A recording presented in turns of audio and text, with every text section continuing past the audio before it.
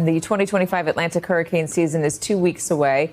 Is the federal government ready? The Trump administration is currently overhauling FEMA, already cutting a third of the staff and still looking to cut $646 million from the agency's budget, threatening slower and less responsive emergency aid. Problems that state and local governments are already experiencing, by the way. In the Midwest, Kentucky and Missouri are cleaning up the aftermath of last weekend's tornado outbreak. At least 28 people have died. And after severe back-to-back storms and tornadoes hit Arkansas earlier this spring, the state is relying on federal assistance for recovery efforts. It's Ken Harbaugh with the Midas Touch Network. In one of my former careers after the Navy, I helped lead a disaster relief organization that conducted operations around the world. I've responded to typhoons in the Pacific, hurricanes in the Caribbean, and major flooding events and tornadoes right here in the U.S. So let me tell you, as someone who has been there in the immediate aftermath of major disasters, that the Trump administration's actions, slashing the National Weather Service and NOAA, it's all making us less safe. And when disaster does strike, the federal agency responsible for managing those emergencies, FEMA, will face enormous man-made challenges in helping victims recover. As many of you know, I am in Ukraine right now. This intro is pre-recorded, so I asked Bobby Jones, ex-Navy Task Group Commander, to step up. You're going to be hearing from him a bit this week. He has a lot to say about how Donald Trump is making America weaker and less safe with every passing day. Over to Bobby. Are we safer yet? That's my simple question. Are we safer yet? In 2024, during the campaign, Donald Trump talked about he is the only presidential candidate that will make America safer, that will make the world safer, that he'll end all these wars and conflicts on day one. Well, the clip you just saw, taken in the heartland of the United States, begs to differ. We're not safer domestically or internationally. Let me explain. Domestically right now, we have thousands of people not only without power, but in pretty desperate situations due to the unfortunate events of severe weather that's taken place. It's going on a week, and no one has heard from FEMA.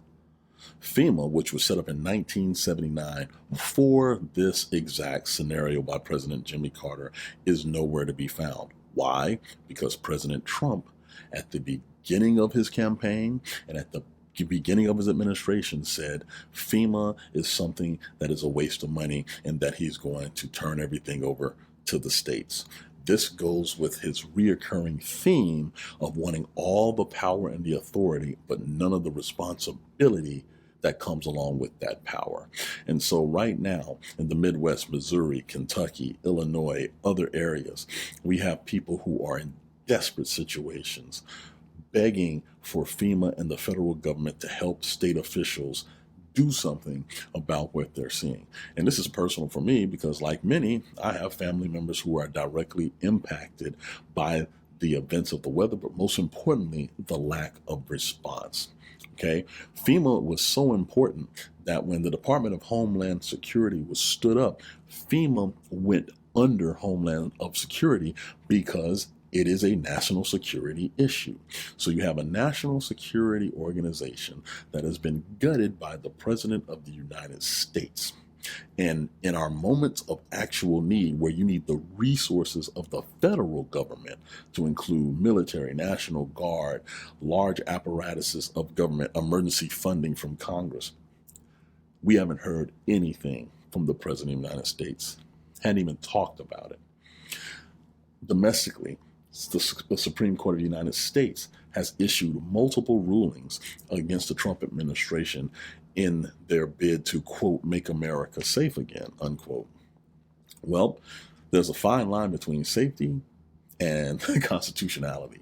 And right now, the Supreme Court of the United States has issued multiple rulings that go against the Trump administration because the Trump administration believes the judiciary is not an equal branch of government as the chief executive and executive branch. And so really the only court that Trump feels like he has to listen to, and this is even precarious, is the Supreme Court. Historically speaking, that has never been the case in this country. If a federal judge rules on something federal, it's supposed to be enacted. But here we are, yet again, President Trump making his own rules when they're not convenient. And if you don't toe the line, especially domestically, he's going to make you feel that pain. How do I know that? Well, let's look at what the FCC is doing. Okay, the FCC is responsible for the airwaves and what's broadcasted over the United States. Well, pretty much every major media outlet, with the exception of Fox News, has been threatened either by legal action by Donald Trump or actual, not judicial, but legal action through the FCC, which is supposed to be independent. The FCC is not designed to be a political hitman for the President of the United States. It's supposed to be independent and impartial. Yet for the first time in its history, it is going after organizations that do not give President Trump the coverage that he desires, the coverage that he now demands. And every other news organization has to make a decision whether to bend the knee, which many of them are doing, or be ready for legal combat. And the thing is, if they are one that picks legal combat, they more than likely will win. But then they become a bigger target to President Trump. Internationally, we're seeing unprecedented rollbacks of American policy that took place over basically 80 years. The Middle Eastern trip that President Trump took, where he visited Qatar, Saudi Arabia, and the UAE, were fascinating, right? He basically is trying to get a bribe of $400 million with a plane from the Qataris. He has done transactional, quote, economic deals with the Saudis and UAE. But what all three of those locations have in common, to include, Syria too, where he's talked to their leader for the first time and now is about to roll back Syrian sanctions, Trump's sons and the Trump organization, the Trump Foundation, whatever they're calling it now, has struck business deals in all of these countries, to include Syria, which is talking about building Trump towers in Damascus. So every place that he went was preceded by his family making deals to enrich themselves. And then all of a sudden, we get to roll back on all of these things because it's going to make Trump money. Never mind that 9/11 generated in Saudi Arabia. Never mind that Qatar has direct links to Hamas and Iran. Never mind these things that jeopardize the international security of the world and the domestic security of the United States. These countries want to make Donald Trump money, and that's what matters. Additionally, on the international stage, where there's no money involved for him, we're seeing abject failures.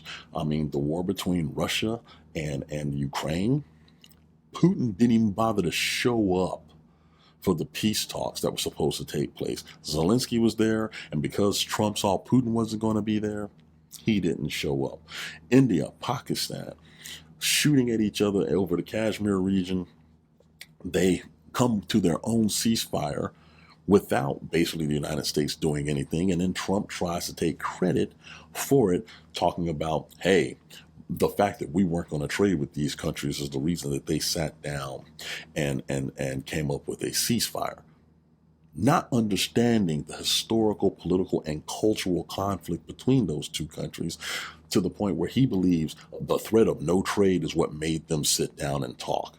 It's absolutely ridiculous for him to think that way.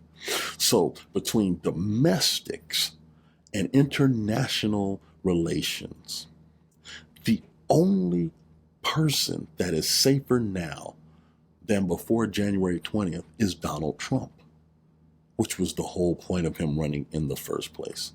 He's not making America safe. He's not making the world safe. But he's safer and financially better off because of it.